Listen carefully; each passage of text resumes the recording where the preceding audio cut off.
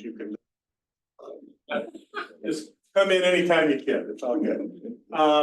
Before we get started, we have some people that have not been here before, been here seldom. Could you introduce them or could you help me here? Yeah. This is my brother Roy Chrisman from Cleveland, Georgia. He's visiting this weekend. Great, great. All right, terrific. Anybody else that to our class? This morning, welcome back, Linda. Who's gone through. Linda went on a wonderful, wonderful camping trip and got admitted to the hospital. Yeah. And had surgery. And kids went down to get her camper. So a camping trip to remember. So she hasn't been with us lately, so we're sure glad to see you. Any other announcements or discussion? This morning, hi Roy, hi guys. This morning, Doug is going to teach this morning, a familiar face, obviously, to this class. Doug also, as you all know, helps prepare the initial outlines for this. As one of the instructors, I can't tell you how helpful that could be. At least gets you going, and it gets some evidence as to what you're going to be talking about. So it's extremely valuable and always good to have Doug here. So with that, Marlene, could you open us up with prayer, please? Thank you, Father, for the privilege of gathering and learning your word, Father. So much for this group, and thank you that Doug is here this morning. Ask you that your Holy Spirit be with us and lead us through this. Share your word with those that we pray. Amen. Douglas? It is good to be with you. Thank you. Thank you. Oftentimes, some of you will ask, what's the weather like in Canada? Actually, right now, it's about the same as here. We've had really warm weather there. Some of you know, we live right on a lake. So we can just jump in the water. I was out kayaking the other day and getting to get really, really nice for being out on the water. Difference is it doesn't last very long. My wife grew up farther north. I used to joke with her that, now let's see, last year was summer on a Tuesday or a Wednesday? That sort of thing. Summer does not last long. We have about 6 weeks of it where it's really nice and warm. And then we have a lot longer winter. Winter's a lot longer. Well, today we are studying the book of Ezekiel. It's a big book, one of the largest in the Bible. And you might remember that during the month of July, we have a series of 4 prophets. Last week, Ken led us in an excellent lesson study on Jonah. This week, we're in Ezekiel. Next week, John is going to lead us in Zechariah. And then we'll close up the month with Juan giving us a lesson on Habakkuk. And if you're like most Bible readers, the Old Testament prophets are just not real familiar. You'll hear the name Zechariah and think, I think I can find that. I have no idea what it's about. And so it goes. That's exactly where I'm at, and I'm teaching it. It'll be a blast. And so what we decided to do as we built the curriculum for this year, for 2024, really into 2025, is to have some familiar and some unfamiliar. And we realized that this month, Jonah was more familiar. But Zechariah is probably not very familiar. Habakkuk's probably not very familiar. Now, Ezekiel might have some familiarity. I'm just curious, when you hear the word Ezekiel, are there some favorite texts from Ezekiel? Are there some stories? Is there anything that comes to your mind? Okay, that's in Ezekiel. Anybody? There's some wheels that I don't know. Okay, the wheels, yes. He has a lot to say about the father being a shepherd, which kind of goes to Right. Jesus. We find that in chapter 34. We have the shepherd imagery that Jesus draws a lot on. Yes. The new heart. Yes, that's one of my favorite verses, actually, is Ezekiel 36, verse 26. A new heart also will I give you, and a new spirit will I put with you. I claim that promise often because I need a new heart. Yes. The fact that the imagery that was first given in Jerusalem and the Jews thought, oh, this is, from us, was now in Babylon. Yes, yes, and this whole contrast between Babylon and Jerusalem and back and forth. We'll talk about that more in a minute. Any other things? Those are some accurate things you're coming up with. Anything else that comes to your mind when you hear the word Ezekiel? Yes. Some of his visions of the living beings reminds me of the ones in Revelation that John saw. Good thought. And then what we're going to find both from Ezekiel and Zechariah next week is that John the Revelator drew very heavily from both these books and drew images from both of them. And that's one of them. We won't be reading it today. We'll just be kind of going by it because it's a big book and we're not going to be reading a lot of the things that are there. But one of them is these pictures of these four living creatures, and those appear in the book of Revelation. Anything else? Oh, was that a hand? No. It's like an auction, you scratch your ear, and you bought something. Okay, please. Yeah. Over and over, God says, for the ones that know that I am the Lord, or that I am God. Yeah. It's repeated over and over and over. Yeah, that is. This whole idea of who God is and that God is bigger than they think he is. Well, let's jump in. And if you have been looking for it all this time, that's what I was doing, is I give you the time to find it. It's a big book, kind of in the middle. And if you need to use the table of contents, you can find it in the table of contents. It comes just after the tiny book of Lamentations and before the more familiar book of Daniel, Ezekiel. And here's the plan we're going to follow today. We are going to look at the man who wrote the book and try to see some of who he is and how God worked in his life in the clues that are in the book. There aren't a lot, but there are a handful. And here's the thing that we're going to focus on with that.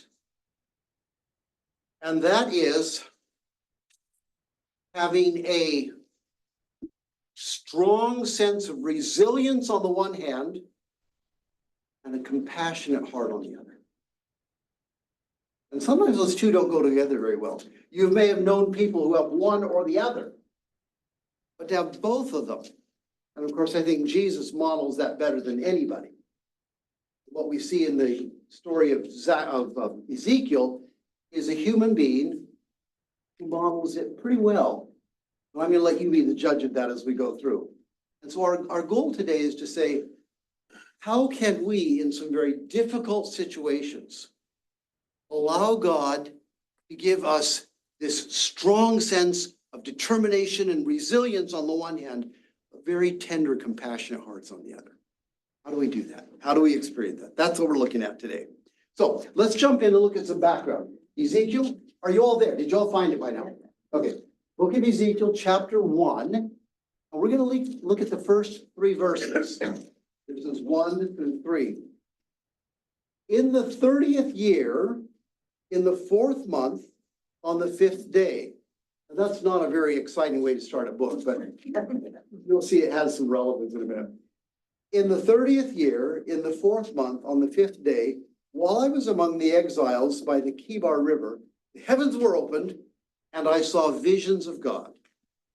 On the 5th day of the month, it was the 5th year of the exile of King Jehoiachin.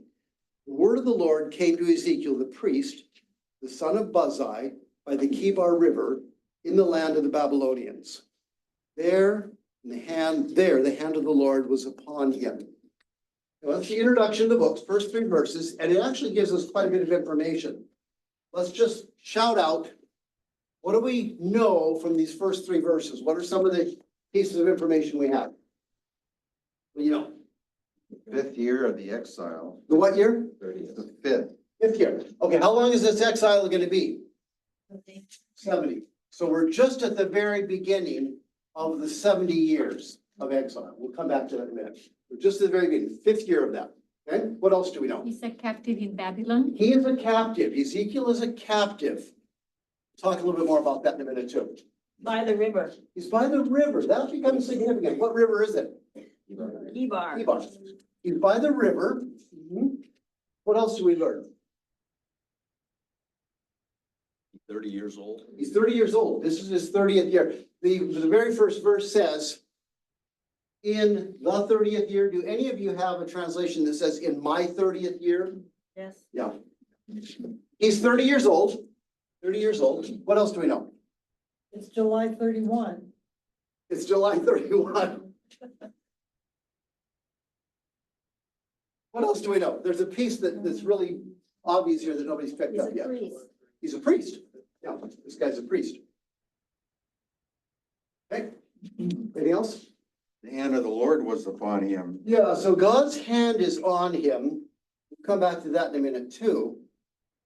But he tells us actually quite a bit. Did I miss anything? The son of Buzai, but that doesn't mean anything. Yeah, it doesn't mean anything to us, but it gives us his pedigree. And Buzai, apparently, and we're not gonna look this up, but if you look back in Chronicles, Buzai was a well-known priest. And so he's got a bit of a pedigree. Okay, so here's a few things we know about him. Let me just elaborate on this just a little bit. If this is the 5th year of the captivity, do some quick, easy math here. How old was he when he was taken captive? 5. Do you know when the priests began serving in the temple? Between 25 and 30. He gets taken away from Jerusalem just as he's about to start his career. Now, that may or may not be significant, but he doesn't really get to do what he's been anticipating for earlier in his life. And here it's his 30th year. Some, and I don't see the evidence for this, some even say this is his birthday. He's just turned 30. And I'm thinking, there's a bit of frustration not getting to do what he was called and meant to do. But he's 30 years old. He's been there for 5 years, from 25 until 30. He knows the captivity is going to stretch on through his lifetime. And he doesn't know this yet, but we know it if we look at the end of the book in chapter 40. We know that for the next 20 years, so when he's 50, is his last entry in the book. His ministry may have gone on longer than that, but at least for the next 20 years until he's 50, he is going to be engaged in a very different type of ministry than he expected back in Jerusalem when he was a kid. Looking forward to working in the sanctuary. Yes? I was thinking about, a young man who has a specific focus. And yet all of that is destroyed. Yeah. And yet we look at what he has said in his chapter that shows that he had confidence and Yes. trust in the Lord. Yes. He is clearly a person who is focused on God. Now we're going to see he is a rare person in that way, that not a lot of his fellow Jews were focused on God like he was. Any other observations? Did I miss any other hands? A couple of other things here to notice is that he is a captive. And part of the reason that this catches my attention is some of you know the story of my own dad. He was a captive, a little bit younger, when he was 12. Now, he was 12. His family was put in a prison camp during the war. And so he grew up his teen years in a prison camp. And I can relate to that because of the stories my dad has told from those growing up years. He spent his teen years in a prison camp. Here's a young man who is captive in Babylon. And during the next 20 years, he's going to be facing some interesting and difficult situations. Now let's take just a bit longer on the backstory. And the backstory is helpful to look at 2 Chronicles. Now that's back quite a ways. It's back kind of halfway back to Genesis. And you may say, why are these books so out of order? Just roughly, you want to go to 2 Chronicles in chapter 36. Here's roughly the idea. The first books of the Bible are largely historical, Genesis, Exodus, etc. And they are roughly in chronological order. Then after we get to Chronicles, we have a big jump in time, and we have history still, but there's a huge gap in there. And then we have after the history books, we have the wisdom literature. That would be Psalms and Proverbs and so forth. And that's a genre of its own. And then we have the prophets. And the prophets would be like Isaiah, Jeremiah, so forth. And those books are spread out all over the chronological map. Some of them come tucked in quite a ways back and some of them farther on. And so one of the ways that we can get the chronological order is just to look at the dates they give and who's in the king and so forth. And here you'll see pretty quickly that this is the same time period as Ezra, even though they're separated by quite a few pages in our Bible. Let's look at Second Chronicles chapter 36 and starting with verse 9. Second Chronicles 36 and starting with verse 9. Jehoiachin was 18 years old when he became king. This is in Jerusalem. 8. Second Chronicles 36, 9. It's 8 years. It's 18. Oh, he was 18 years old when he became king. 8, it says 8. Mine says 18. Interesting. Okay, there's obviously some manuscript difference there, and I don't know which one is more accurate. Thank you for correcting. What version are you? I'm in NIV, what are you using? New King. New King James? We'd have to look at the whole other interesting set of manuscripts, That's in mine. but thank you for calling out it. Most Hebrew manuscripts read 8. He reigned in Jerusalem 3 months and 10 days. He did evil in the eyes of the Lord. In the spring, King Nebuchadnezzar sent for him and brought him to Babylon, together with articles of value from the temple of the Lord. And he made Jehoiachin's uncle, Zedekiah, king over Judah and Jerusalem. Zedekiah was 21 years old when he became king, and he reigned in Jerusalem 11 years. He did evil in the eyes of the Lord, and he did not humble himself before Jeremiah the prophet, who spoke the word of the Lord. He also rebelled against King Nebuchadnezzar, who had made him take an oath in God's name. He became stiff-necked and hardened his heart and would not turn to the Lord, the God of Israel. Furthermore, all the leaders of the priest, now notice who this is, not just the political leaders, it's the religious leaders too. And all the leaders of the priests and the people became more and more unfaithful, following all the detestable practices of the nations and defiling the temple of the Lord, which he had consecrated in Jerusalem. We're dealing here with about a dozen years before the captivity. You notice we've got a very short reign, then we have an 11-year reign, and then we're going to have the captivity. Now do the math in your head. How old is Ezekiel during this time? We're looking at a dozen years before he was 25. He's a teenager. We're looking at his formative teenage years, and this is what's going on in Jerusalem. Are you with me? And it's not just the king doing evil. Who else is doing evil? Priest. Oh, the priest. His family. His parents' friends. The people around him are turning away from God. And just tuck that away, because we've already noted that he's an exception to that. Now let's keep reading. Verse 15. The Lord, the God of their fathers, sent word to them through his messengers again and again, because he had pity on his people and on his dwelling. But they mocked God's messengers, despised his words, and scoffed at his prophets until the wrath of the Lord was aroused against his people, and there was no remedy. Now, this is talking in medical terms here. We don't like to hear the words incurable, do we?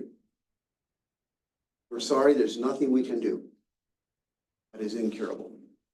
It's pretty serious. I recently was reading a story of somebody who had an infection in their foot, and it got untreatable. What had to happen? Amputation.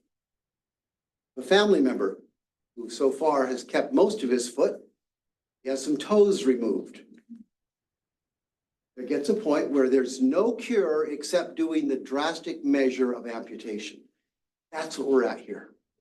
God says, I have tried every medical intervention, and there's no remedy. Keep reading. And there was no remedy, verse 17. He brought up against them the king of the Babylonians, killed their young men with the sword in the sanctuary, and spared neither young men nor young women, old men or aged. God handed all of them over to Nebuchadnezzar.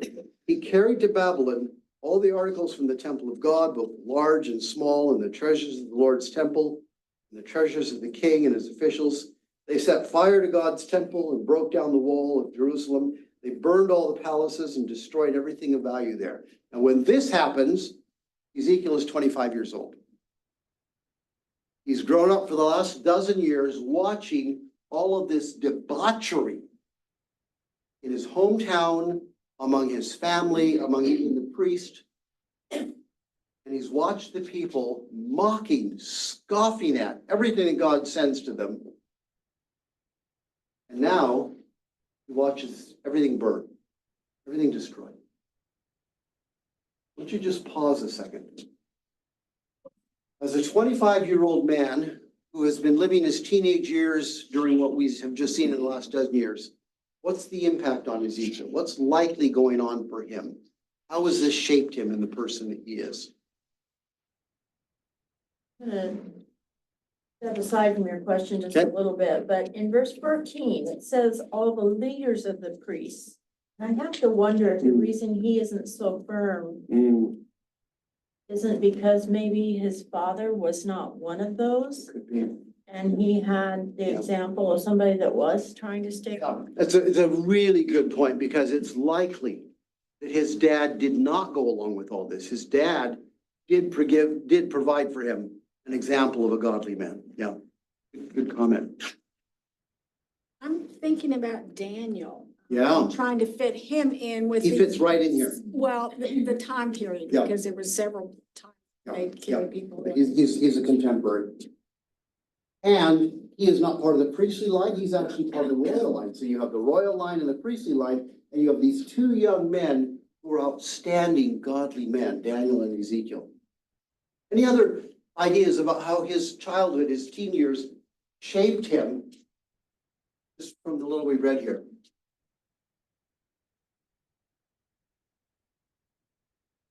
It could have opposite effects. On one hand, rebellious, angry for what has happened. Yep. On the other hand, not wanting to continue with what. Being disgusted by it. And saying, what any of this?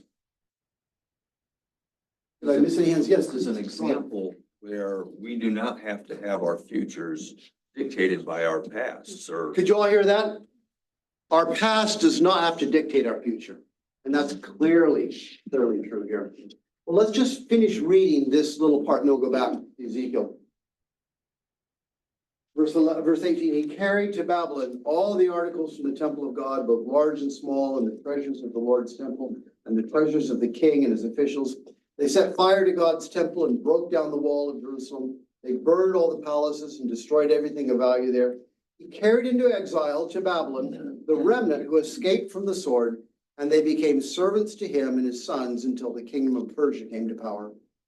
The land enjoyed its Sabbath rest. All the time of its desolation it rested until the 70 years were completed in fulfillment of the word of the Lord spoken to Jeremiah. So of course, this does a big broad sweep and it takes us all the way down to the end of the 70 years. But going back to Ezekiel, we see that this is his past. This is what he grew up in. He's now been in Babylon how long? 5 years. He's 30 years old now. Let's go back to Ezekiel. This is the fulfillment of Hezekiah, when Hezekiah, Hezekiah was earlier, of course. 100 years, Yeah. but he was told it He was told this was going to happen. Yep. didn't happen in his lifetime. Yeah, this is the fulfillment. Yeah, good comment, Roy. I was thinking is that we know that the Bible says that the end time is as in the days of Noah. Uh-huh. But in reality, this is one of those steps that brings us Yeah. to Yeah. Noah. Yeah, it is. This is a picture of people turning away from God. Yes, Juan? question that's going through my mind. He heard Jeremiah, so Jeremiah started his ministry at a very young age We too. did. You know, offhand, I haven't The looked at comparative ages between them, I don't. No, that's a good question. I don't know the answer to it. I'll find out. I'm sure that it could be calculated. Yeah. Yeah, no, it's good, great question. Okay, we're gonna go into Ezekiel now. Oh, one more piece of background.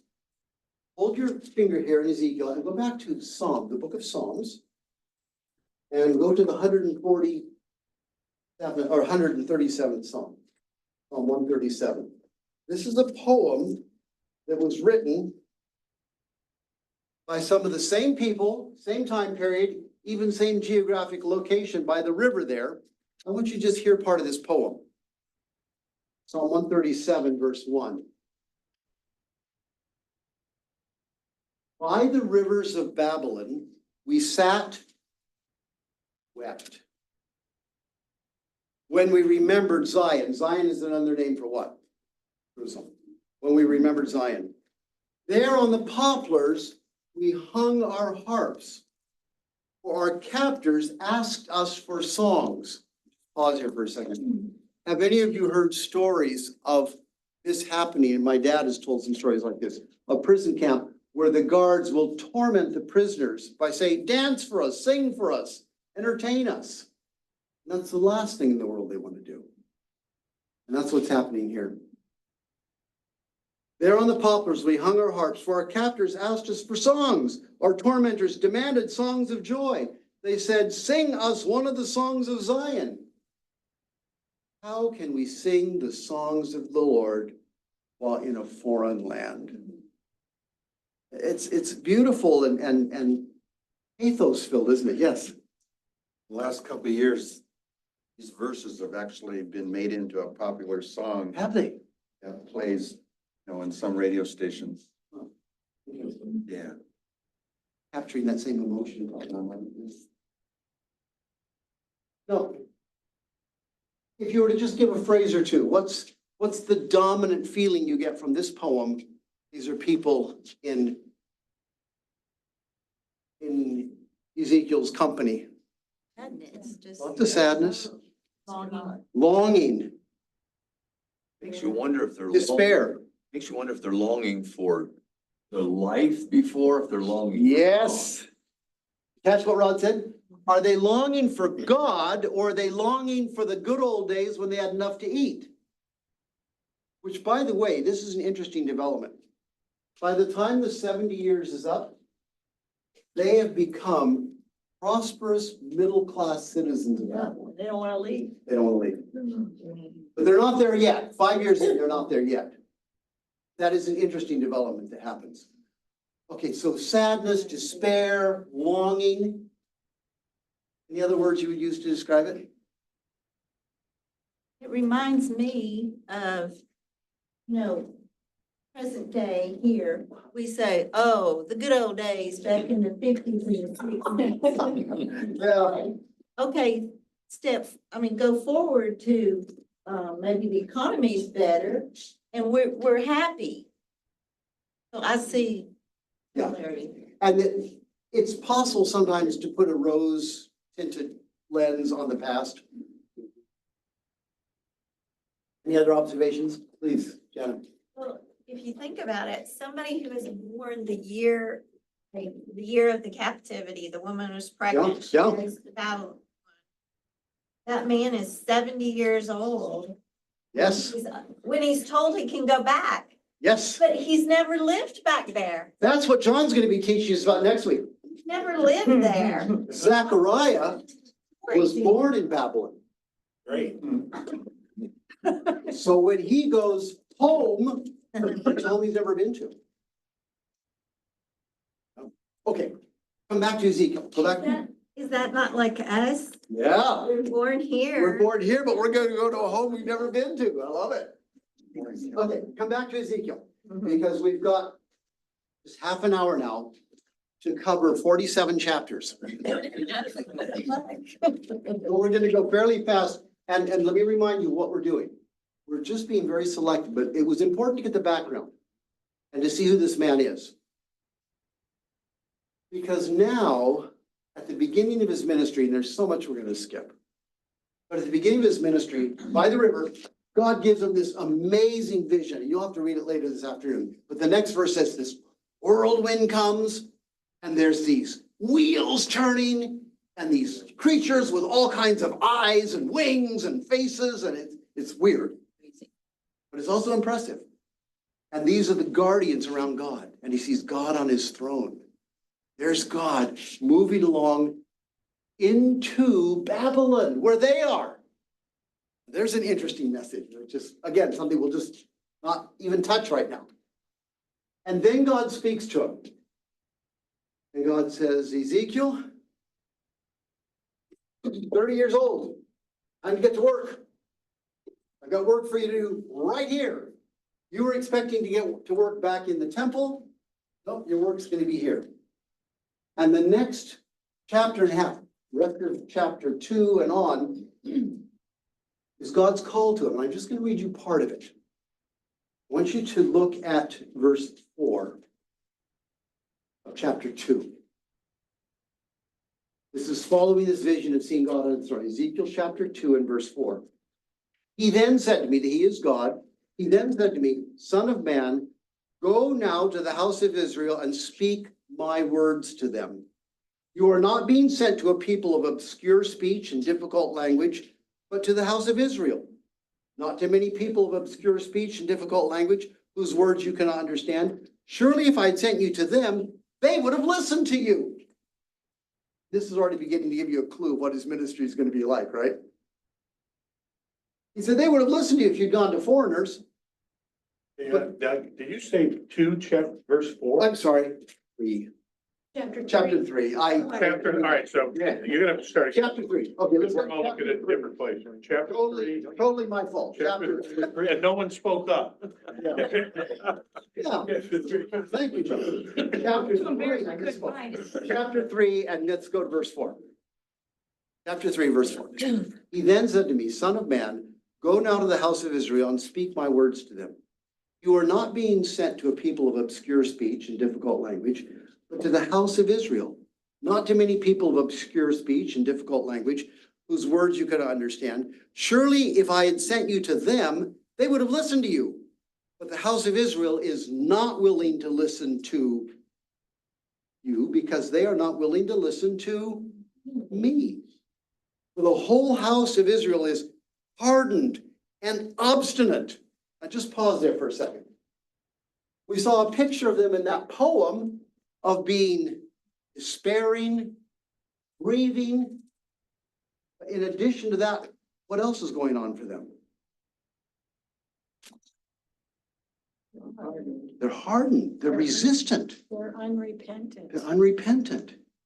And so I would say, Rod, your comment is probably true. They may be grieving the loss of their home, but they're not grieving the loss of connection to God. Does that make sense? 5 years in, this captivity has not yet had much positive spiritual benefit for them. Are you with me? But keep reading.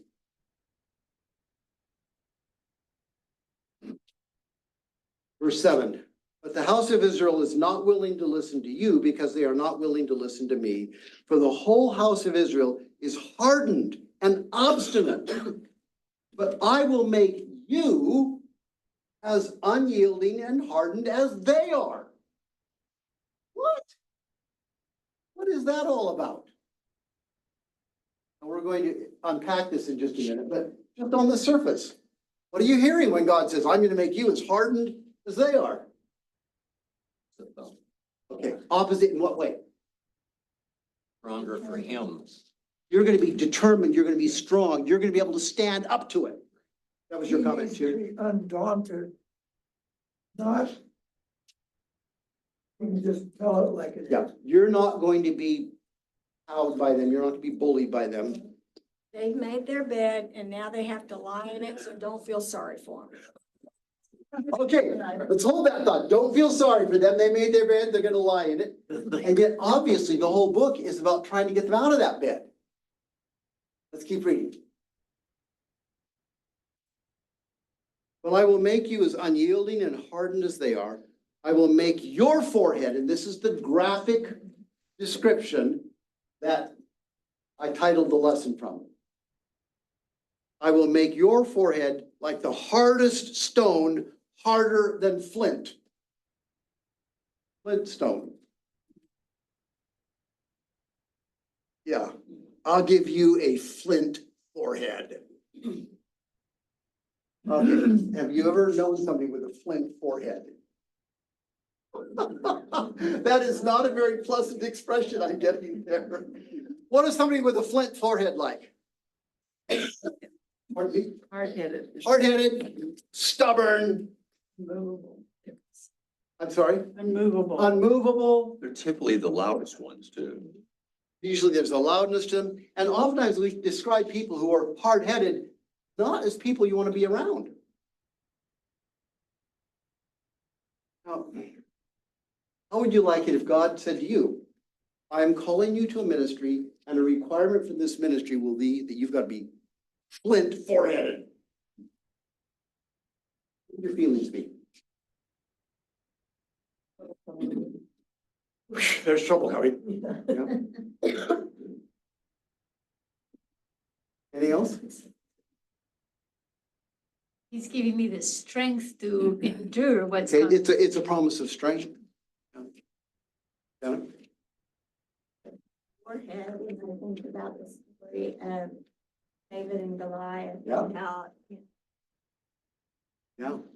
I think that he's gonna make me strong enough to You withstand things hitting you in the head. being hit. And Yeah. well, being hit either by mind, by how I think, Yeah. or, it sounds like it's gonna be. Or like maybe they're gonna accuse me of being crazy. Yes, and in fact, we won't take time to read it, but the end of chapter 2 talks about you're going to live among scorpions and thorns. Doesn't this just sound like fun? The other thing that Just a second. I think there was a hand here. Oh, it tells me how much God helps them. Yes. I look at Isaiah 50, verse 7, for the Lord God will help me, therefore shall I not be confounded. Therefore I have set my face like a flint, Yeah. and I know that I shall not be ashamed. Which is a prophecy of Jesus, by the way, there in Isaiah.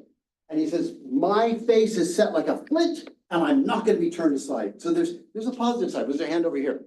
I just want to clarify something so I can mention the conclusion I'm getting here. This strong forehead means determined in favor of God, not favor of, okay. Correct. That's kind of sounding sort of like what the seal of God is. Oh, yeah, I think that we can make a parallel there, the seal of God. That's in your. Which we're not gonna go down that rabbit hole right now, but it's a very good thought, because the seal of God in Revelation happens in the forehead. Yes.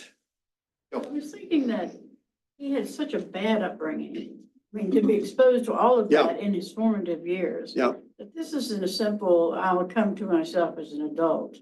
This is a total transformation. It is.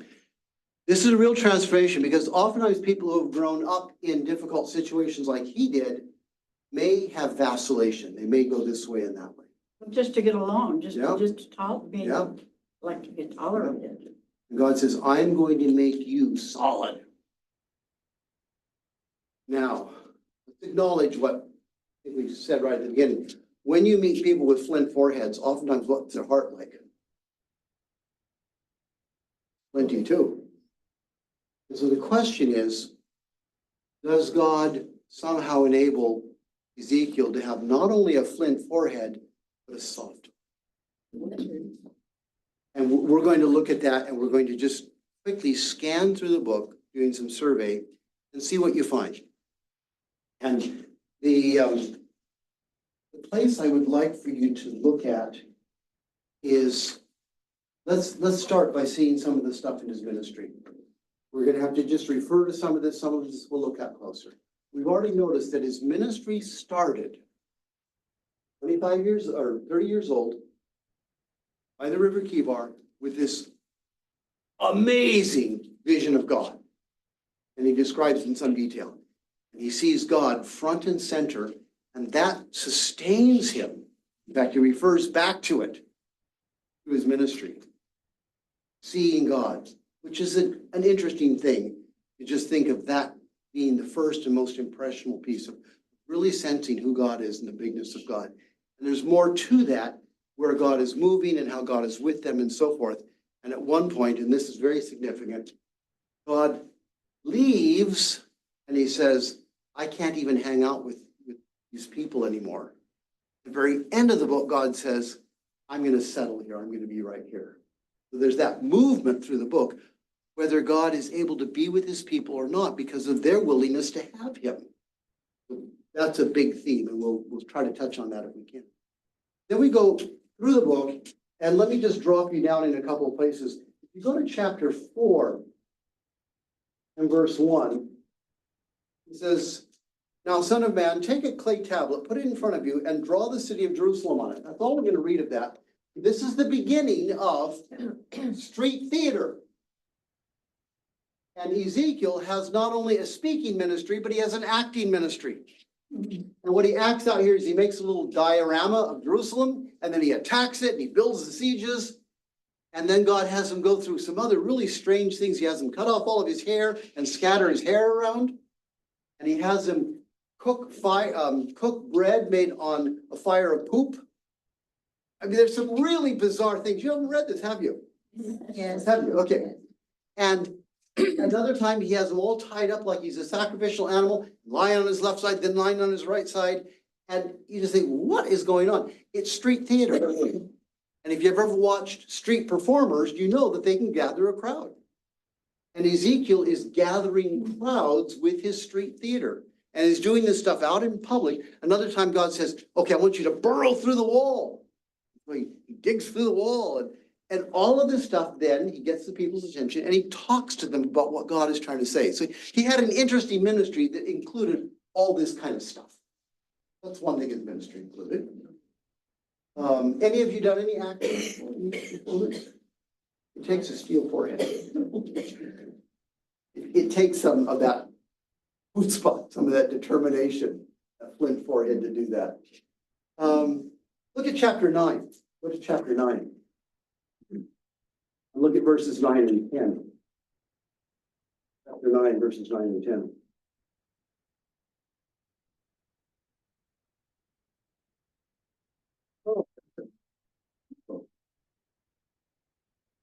Chapter 14. Chapter 14. Go to chapter 14, verses 1 to 5.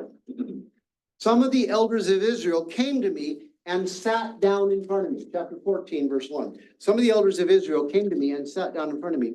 Then the word of the Lord came to me, Son of man, these men have set up idols in their hearts and put wicked stumbling blocks before their faces. Shall I let them inquire of me at all? Therefore speak to them and tell them, this is what the sovereign Lord says. And then he has a message, a strong rebuke for them. Think he needed a flint forehead for that? Face-to-face confrontation with people that are older than him, people that are leaders. These are just dropping down into little pieces of what his ministry looked like over the next 20 years. His wife dies. Find that in chapter 24. We don't know really much about his wife. We don't know how old he was when he got married.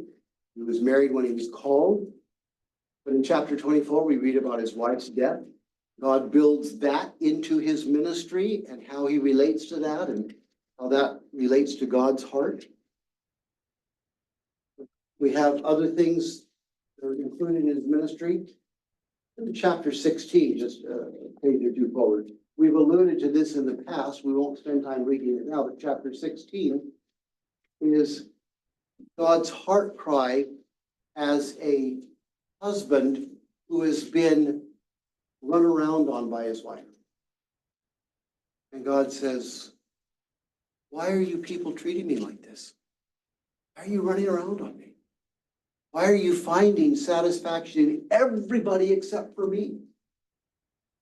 And Ezekiel 16 is God's heart cry through Ezekiel's voice. It's one that almost brings tears to your eyes as you read it. Turn to chapter 34, Diane, this is what you referred to. Chapter 34, we'll read a few verses here. Lord came to me, son of man, prophesy against the shepherds of Israel, prophesy and say to them, this is what the sovereign Lord says, woe to the shepherds of Israel who only take care of themselves. And then it goes into a whole description of shepherds who are so busy just taking care of themselves that their sheep are left wild. And they're left vulnerable to all of the wolves and the lions. And he says to the shepherds, your job is to take care of the sheep. And then he has a promise at the end. It's a beautiful promise. Look at verse 23 of chapter 34. I will place over them one shepherd, my servant David, and he will tend them, and he will tend them and be their shepherd. Now, David is long dead and gone. But who's this a prophecy of? Of Jesus, the son of David. And it's where Jesus draws on this whole chapter when he says, I am the good shepherd. He's the good shepherd that Ezekiel 34 was pointing forward to. It's a tender, beautiful, powerful passage like Ezekiel 16, but coming from a whole different direction, using the metaphor of the leaders who are to act like shepherds, and instead they're acting like butchers. He says, God is so different than that. Someday God himself will come and he will shepherd us the way he wants you to shepherd. These are all part of Ezekiel's ministry. Let's look at just a couple of other examples. Look at chapter 36. This is the one that we referred to a bit ago. Chapter 36, verse 24. There's a promise that comes from God to these captives through the mouth of Ezekiel. Well, I will take you out of the nations. I will gather you from all the countries and bring you back into your own land. I will sprinkle clean water on you, and you will be clean. I will cleanse you from all your impurities and from all your idols. I will give you a new heart and put a new spirit in you. I will remove from you your heart of stone and give you a heart of flesh. And I will put my spirit in you and move you to follow my decrees and be careful to keep my laws. You will live in the land that I gave to your forefathers, and you will be my people, and I will be your God. Isn't that a tender, beautiful picture? I claim that promise often because I say, God, my heart is stony, and I need a heart of flesh. I need a heart that is full of love and compassion and pity and empathy. And God says, I'll give that to you. I'll take away that stony heart, and I'll give you a heart of flesh. This is coming through what prophet? Ezekiel, who had what kind of a forehead? Forehead of flint. But do you see evidence that his heart could be soft? In the way that he writes on behalf of God in Ezekiel 16, in Ezekiel 34, in Ezekiel 36. Somehow God was able to make this man fierce and determined and confrontational, living among scorpions and thorns, not backing down, not being bullied, and a man who could be tender, passionate, empathetic, know the heart of God, feel the pathos of God when God feels rejected by his people. Those are combinations that are hard for us to get. Yet somehow it seems that we see it not only in Jesus, we see it in Jesus' servant. Does this make any sense?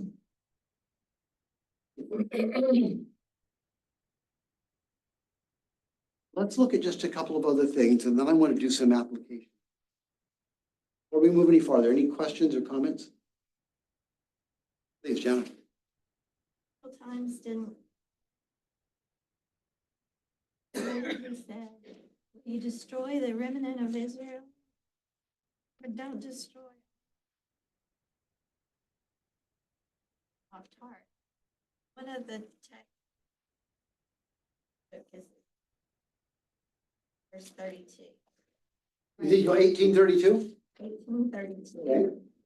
Where I take no pleasure Ah. of anyone. Yes.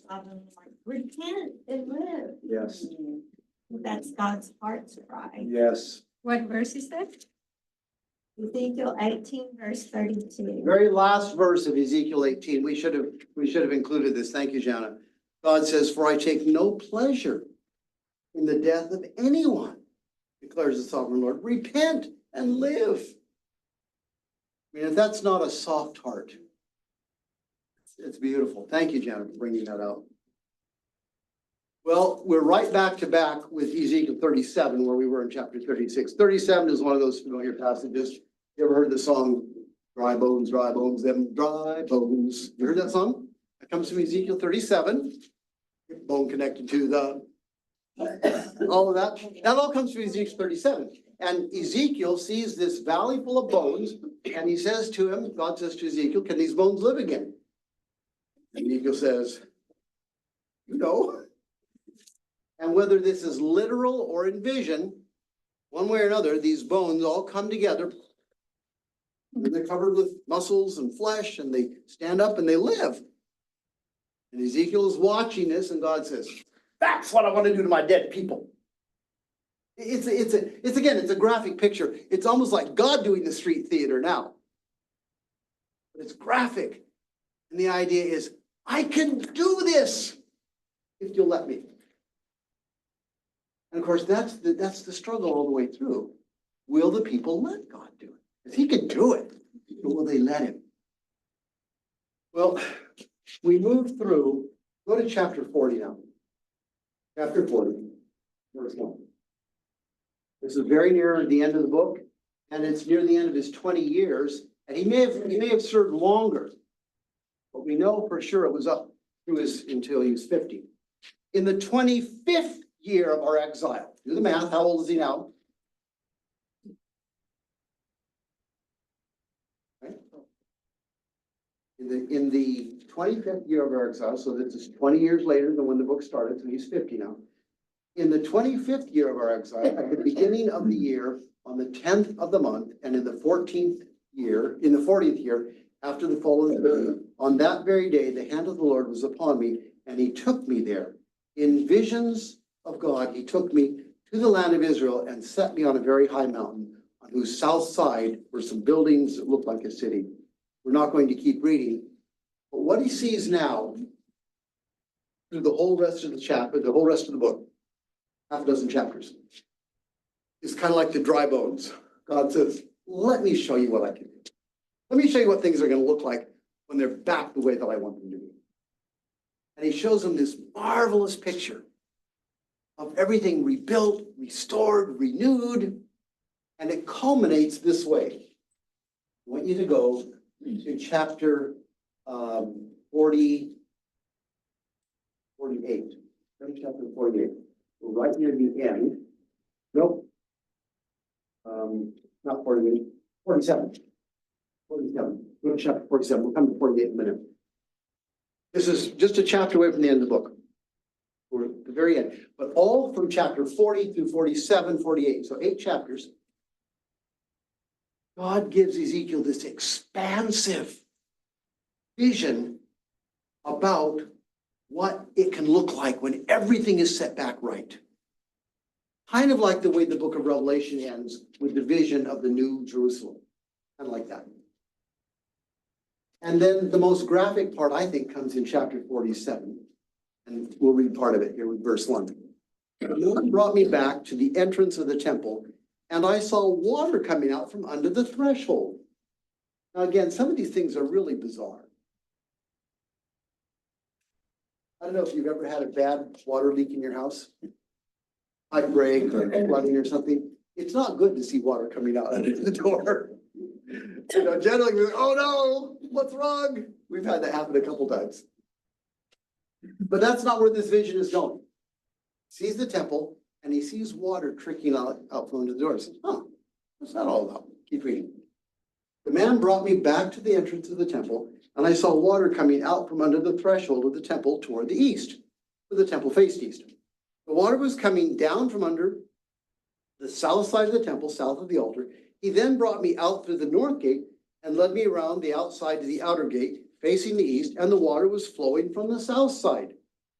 As the man went eastward with a measuring line in his hand, He measured off 1,000 cubits and then led me through water that was ankle deep. Yeah, that's not very deep. It's a little creek. He measured off another 1,000 cubits and led me through water that was knee deep. He measured off another 1,000 and led me through water that was waist deep. You get the idea? This is turning into a mighty river. I saw a National Geographic special one on it. It was just fascinating. It was tracing the origins of the Amazon. You know, the Amazon is this huge, mighty river. But you know where it starts? As a tiny little trickling stream way up in the Andes. Tiny little stream you can jump across.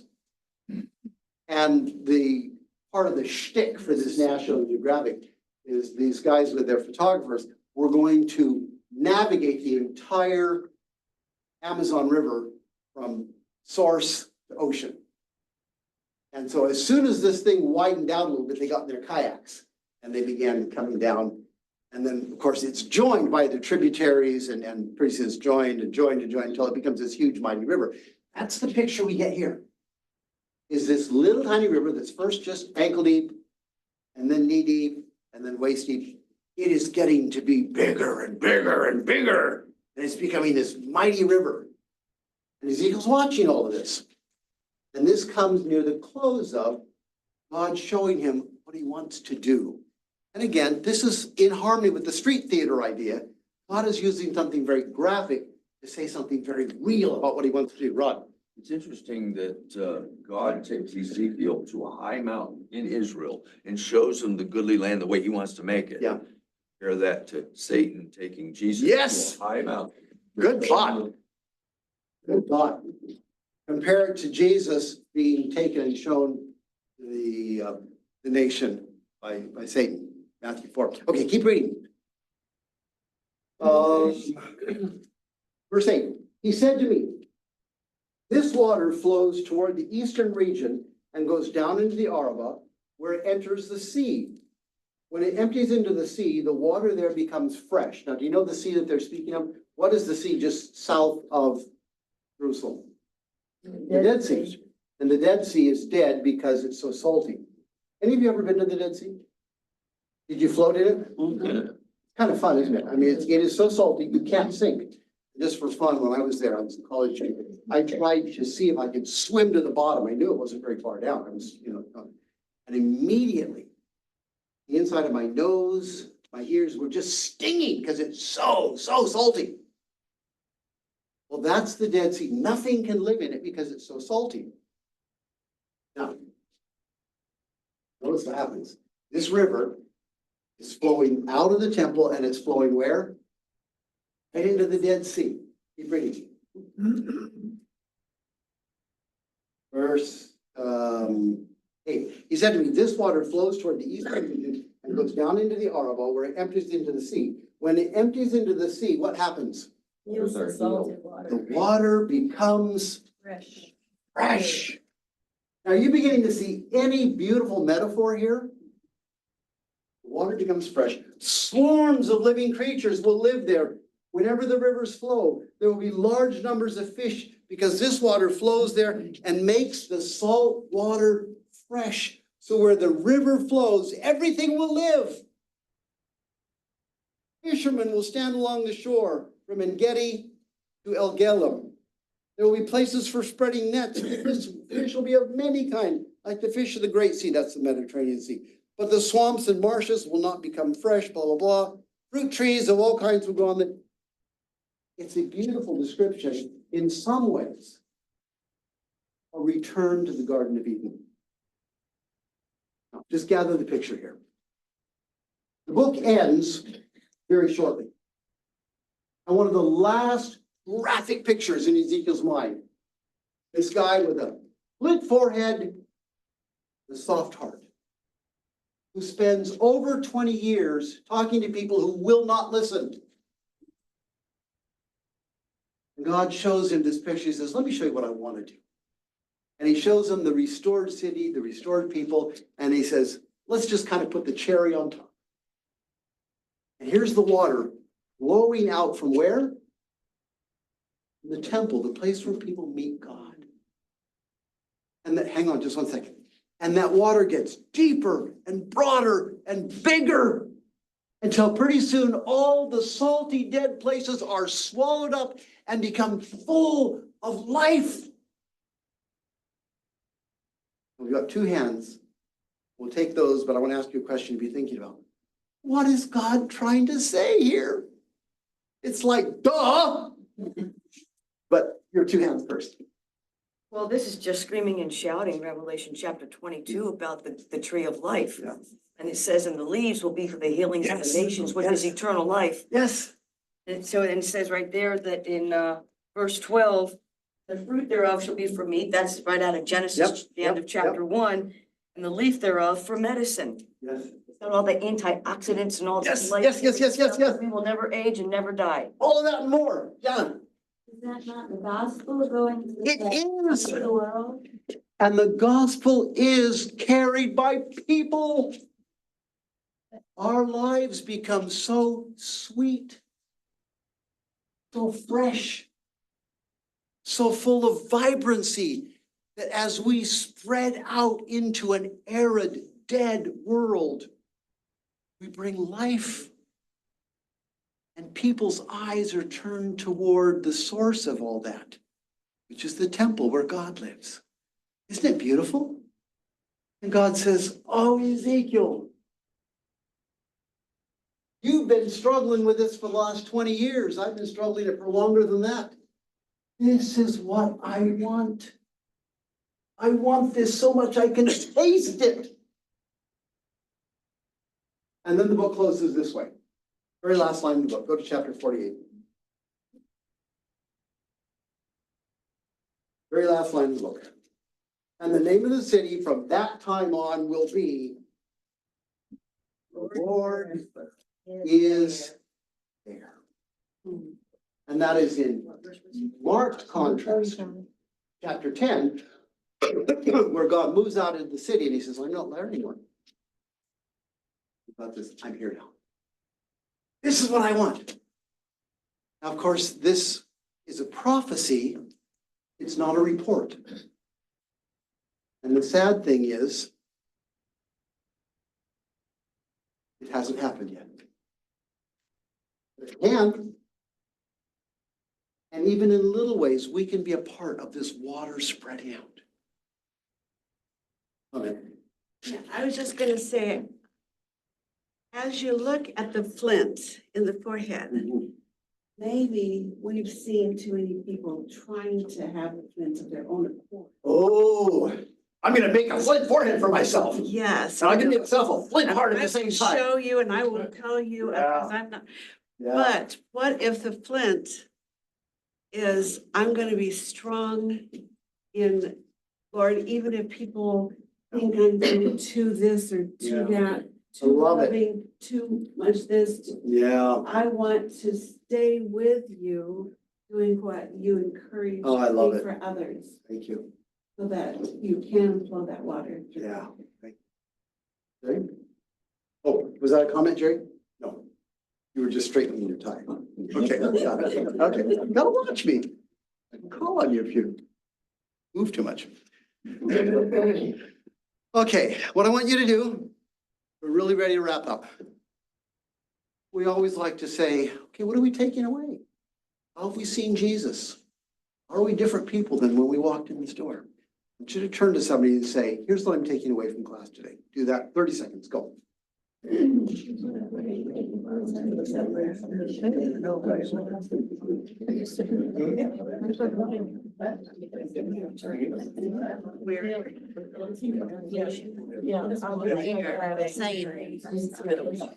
I like, I can fix you, come to me, I can soften your heart, I can give you everything, I want to give you everything. 5-second warning. If you've done all the talking, let the other person talk. And time. Okay, I want to hear from 2 or 3 of you, and that's all we have time. 2 or 3. What are you taking away? What? That Israel should read Ezekiel right now. Okay, there's one. Somebody else. I have a lot of notes of stuff to go mark in the margins of Revelation where it tells you what a harlot is. It talks about the tree of life. Yeah, It talks about the seal of God. I have a lot of work to do when I get home. a lot of work to do compared to the book of Revelation. One more. No, I was just saying, Linda and I were talking after our sons got kind of a flinted head of nothing worse could ever happen to him. But at the same time, a deep. But people, God used that tragedy one to thing, yeah. bring both a flint forehead and a Strongness, soft heart. yeah. Well, and that's where I said, you know, the focus of the lesson was, and I hope that some of you are seeing that. Jesus, I believe, like Ezekiel, much more than Ezekiel, had a flint forehead, had a soft heart.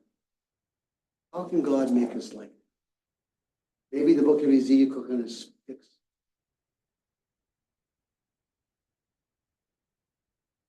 Father in heaven, thank you for Jesus, who shows us life in so many, many ways. Thank you for people who reflect Jesus, like Ezekiel. And when we face difficult tasks like Ezekiel did, may we find strength in you as he did. Please make us have rivers of water flow to the salty, dead, dry places around us. Please do that in our lives. Thank you. In Jesus' name. Thank you. Next week, Zachariah. So Doug.